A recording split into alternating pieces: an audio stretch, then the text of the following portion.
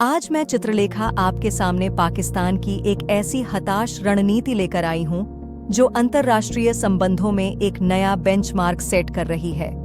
एक ऐसा देश जो आर्थिक रूप से टूट चुका है, लेकिन फिर भी हथियारों की खरीदारी के लिए पागल हुआ घूम रहा है।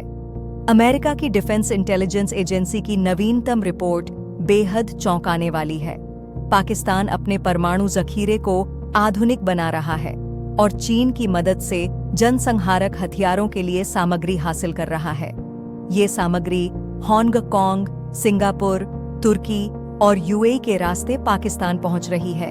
पाकिस्तान का परमाणु भंडार फिलहाल लगभग 170 वॉरहेड्स का है और विशेषज्ञों का अनुमान है कि यह 2025 तक 200 तक पहुंच सकता है। यह वही पाकिस्तान है जिसने कभी भारत के साथ कोई युद्ध नहीं जीता, हाल ही में ऑपरेशन सिंदूर में पराजित हुआ, लेकिन फिर भी परमाणु धमकियां देने से बाज नहीं आता। सबसे दिलचस्प बात यह है कि पाकिस्तान ने अब 30 विंग लॉन्ग यूएवीज का ऑर्डर दिया है, जिन्हें चीनी किलर ड्रोन कहा जाता है। ये बेहद सटीक हमले करने में सक्षम है और पाकिस्तान एक पूरा ड्रोन ब्रिगेड खड़ा करना चाहता है।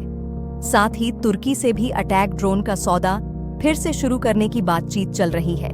यहाँ असली विडंबना यह है कि पाकिस्तान की अर्थव्यवस्था पूरी तरह गिर चुकी है।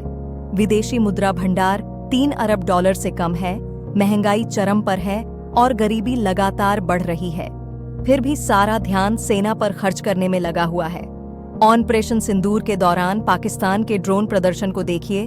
भारतीय वायु रक्षा प्रणाली ने 300 से 400 पाकिस्तानी ड्रोन में से अधिकांश को सफलतापूर्वक मार गिराया था। विंग लोंग टोआई, बायरैक्टार TB2 जैसे महंगे ड्रोन भी भारतीय S-400 और आकाश सिस्टम्स के आगे टिक नहीं सके।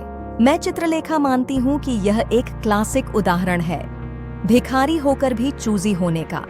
पाकिस्तान का संदेश स्पष्ट है, अगर युद्ध के मैदान में नहीं जीत सकते तो परमाणु ब्लैकमेल से जीतने की कोशिश करेंगे। लेकिन दुनिया अब इस खेल को समझ चुकी है। सत्यमेव जयते।